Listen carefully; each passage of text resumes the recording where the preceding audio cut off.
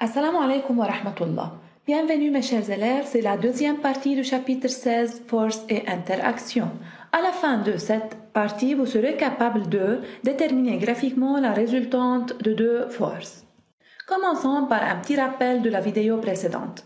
Une force est une action mécanique exercée par un corps sur un autre. Une force peut provoquer le mouvement d'un corps, modifier le mouvement d'un corps ou déformer un corps. Une force est caractérisée par son point d'application, sa direction, son sens et son module, alors c'est pourquoi une force est représentée par un vecteur. Les forces sont classifiées en deux types, forces agissant à distance, comme le poids, la force électrique et la force magnétique, et les forces de contact, comme les forces musculaires, la réaction normale du support, les forces de frottement et la tension d'un fil. C'est quoi une force résultante? Un objet peut être soumis à une ou plusieurs forces. Ces forces sont représentées par un diagramme qui montre l'inventaire des forces extérieures agissant sur le système qui est l'objet à étudier. Mais en fait, l'objet va se déplacer dans une seule direction. Alors, toutes ces forces peuvent être remplacées par une seule force dont l'effet sur le corps sera le même que celui de combinaison ou de groupe de ces forces. Cette force représente la somme vectorielle de toutes les forces agissant sur l'objet et c'est ce qu'on appelle la force résultante ou la force nette. Alors, la détermination de la force résultante nous aide à étudier l'effet de toutes les forces agissant sur l'objet. Et notons que dans cette partie, on va considérer l'objet comme une particule et on va alors représenter toutes les forces agissant sur l'objet à partir d'un même point qui est le centre de gravité de l'objet. La question est, comment peut-on représenter et caractériser la force résultante notée FR vecteur? D'abord, quand on veut trouver la résultante de deux forces, on note deux cas. Les forces collinéaires ayant la même direction et les forces non collinéaires ou bien dites concurrentes, celles agissant sur deux directions différentes. Commençons par le premier cas qui consiste à déterminer la résultante des forces collinéaires. Prenons par exemple une personne poussant une porte avec une force F1 et une autre personne tirant la même porte avec une force F2. Ces deux forces sont appliquées sur la même ligne d'action qui est une ligne horizontale. Ces deux forces ayant encore le même sens qui est vers la droite. Maintenant, comme on a dit, on va considérer la porte comme une particule et on va représenter les deux forces agissant sur la porte au même point. Dans ce cas, puisque les deux forces sont collinéaires ayant le même sens, alors leur résultante sera dans la même direction et le même sens que celle de F1 et F2 qui est à droite. Et l'intensité de la force résultante sera la somme des intensités de deux forces F1 et F2. Alors, dans ce cas, FR est égal à F1 plus F2. Maintenant, considérons que la première personne tire la porte, mais dans le sens opposé que celui de la deuxième personne. Alors, les deux forces sont appliquées sur la même direction, mais elles ont deux sens opposés.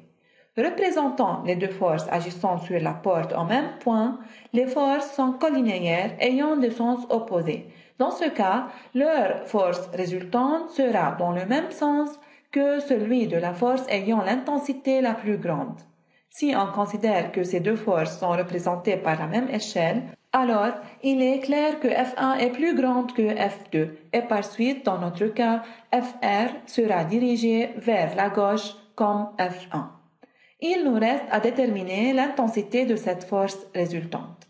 Puisque les deux forces sont opposées, alors la résultante FR est égale à la valeur absolue de F1 moins F2, puisque l'intensité d'une force est toujours positive, et rappelons toujours qu'elle s'exprime en newton dans le système international. Remarquons ici ce cas particulier. Si les deux forces agissant sur un système sont collinéaires, de sens opposés et ayant des intensités égales, alors ces deux forces se compensent. On dit alors que l'objet est en équilibre. Dans ce cas-là, F1 vecteur est égal à moins F2 vecteur, ce qui signifie que la somme vectorielle de ces forces est égale au vecteur 0. Et par suite, la force résultante sur le système est nulle. Remarquons ici, on représente souvent la force résultante par le symbole sigma F extérieur qui signifie la somme des forces extérieures agissant sur le système. Dans les autres cas où la force résultante est différente au vecteur nul, alors on dit que les forces sont déséquilibrées.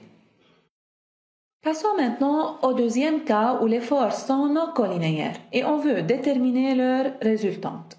Considérons deux hommes qui tirent une mule avec deux forces non collinéaires F1 et F2 ayant alors deux directions différentes comme vous voyez dans la figure. Dans quelle direction pensez-vous que la mule va se déplacer? Puisque les forces ne sont pas collinéaires, la mule ne se déplacera ni dans la direction de F1 ni dans celle de F2. En fait, elle va se déplacer dans le sens de la force résultante de F1 et F2. Pour déduire la direction de la force résultante, on va représenter les forces en un même point et après avoir tracé le mouvement de la mule qui sera le long de la force résultante Fr, on remarque que ce mouvement est selon la direction de la diagonale du parallélogramme construit par les deux forces. Alors, on peut conclure que dans le cas où les forces sont non collinéaires, leur résultante est représentée par la diagonale du parallélogramme formée par F1 et F2 et menée du même point d'application des deux forces.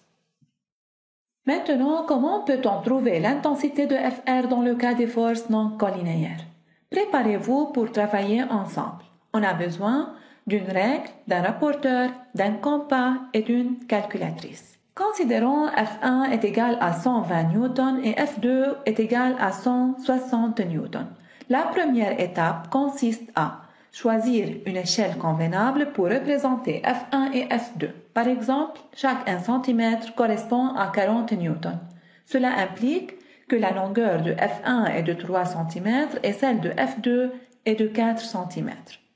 Maintenant, en utilisant une règle, on trace alors sur la figure en un même point les deux forces F1 et F2. Notons que souvent il faut faire attention à l'angle entre les deux forces F1 et F2, non mentionné dans cet exemple, mais on va voir ce point plus tard dans l'application suivante. Dans la deuxième étape, vous devez compléter le parallélogramme formé par les côtés F1 et F2. Fr représente la diagonale de ce parallélogramme. La troisième étape consiste à mesurer la longueur de la force résultante Fr à l'aide d'une règle. On trouve que sa longueur est 6,5 cm. Maintenant, pour calculer l'intensité de la force résultante Fr, vous devez utiliser la même échelle que celle utilisée pour représenter F1 et F2.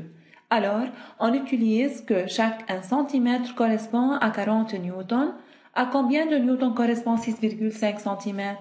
On obtient alors que l'intensité de Fr est 6,5 fois 40 qui nous donne 260 newtons. Avant de résoudre une application, c'est bon de mentionner quelques notes. Dans votre représentation, vous pouvez utiliser le compas pour compléter le parallélogramme et tracer la diagonale qui correspond à la force résultante.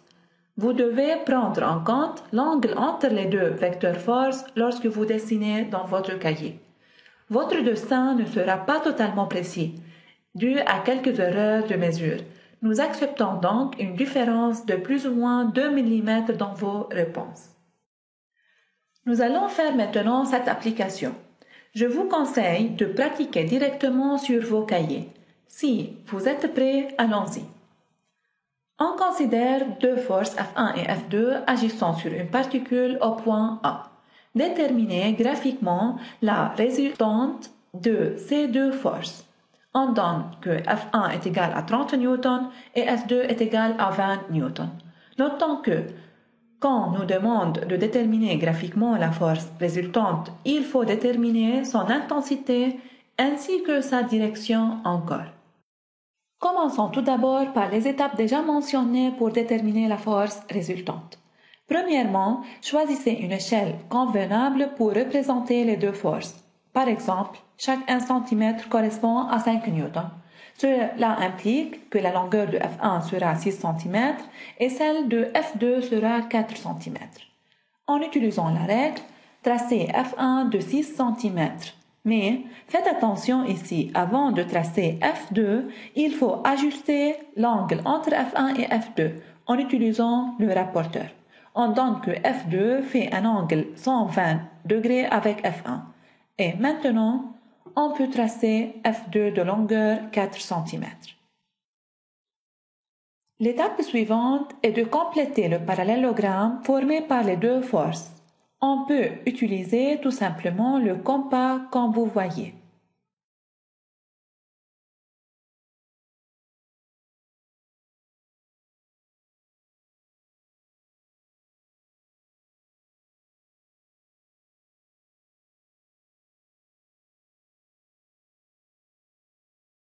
Puis, on trace la diagonale du parallélogramme menée du même point d'application de deux forces. Et voilà, c'est la force résultante FR. Ensuite, mesurez la longueur de la diagonale. On trouve qu'elle mesure 5,5 cm. Puis, vous pouvez alors calculer l'intensité de la force en utilisant la même échelle. Chaque 1 cm correspond à 5 newtons. Alors, on obtient l'intensité de FR, 27,5 newtons. Alors, la force résultante ayant une intensité de 27,5 newtons. Et n'oubliez pas, il faut déterminer encore la direction de FR. En utilisant un rapporteur, on détermine l'angle formé par FR avec F1 ou avec F2. On trouve dans notre cas que FR fait un angle à peu près 40 degrés avec F1. Avant de terminer, c'est bon de mentionner ce cas particulier de force non collinéaire, où F1 et F2 sont perpendiculaires. Comme toujours, la force résultante est représentée par la diagonale du parallélogramme qui a la forme d'un rectangle dans ce cas. Pour cela, on peut encore calculer l'intensité de la force résultante en utilisant le théorème de Pythagore. Ici, Fr au carré est égal à F1 au carré plus F2 au carré. Alors, l'intensité de Fr est égale au radical de F1 au carré plus F2 au carré. On peut encore déterminer la direction de Fr en calculant l'angle entre Fr et F1 ou entre Fr et F2 en utilisant la tangente. Rappelons que tangente d'un angle est donnée par la côté opposée divisée par la côté adjacente. Dans notre cas, on prend cet angle alpha entre Fr et F1, alors tangente alpha est égale à F2 divisé par F1. Et par suite, alpha est tangente moins 1 de F2 divisé par F1. Finalement, voici un résumé de cette vidéo. On a vu que la force résultante Fr vecteur est la somme vectorielle de toutes les forces agissant sur un système. Fr a le même effet que toutes les forces agissant sur le système. Pour déterminer la force résultante, dans le cas de deux forces collinéaires ayant la même direction, Fr vecteur est égal à la somme vectorielle de deux vecteurs force avec l'intensité de Fr est égale à F1 plus F2. Fr dans ce cas ayant le même sens que celui de F1 et F2 vecteurs. Dans le cas de deux forces collinéaires ayant deux sens opposés, toujours Fr vecteur est égal à la somme vectorielle de deux vecteurs force avec l'intensité de Fr dans ce cas est égale à la valeur absolue de F1 moins F2. Dans ce cas, Fr vecteur ayant le même sens que celui de la force ayant l'intensité la plus grande. Et dans le cas de deux forces non collinéaires, la force résultante Fr est représentée par la diagonale du parallélogramme formé par F1 et F2. C'est fini pour cette vidéo. Merci pour votre attention et à bientôt.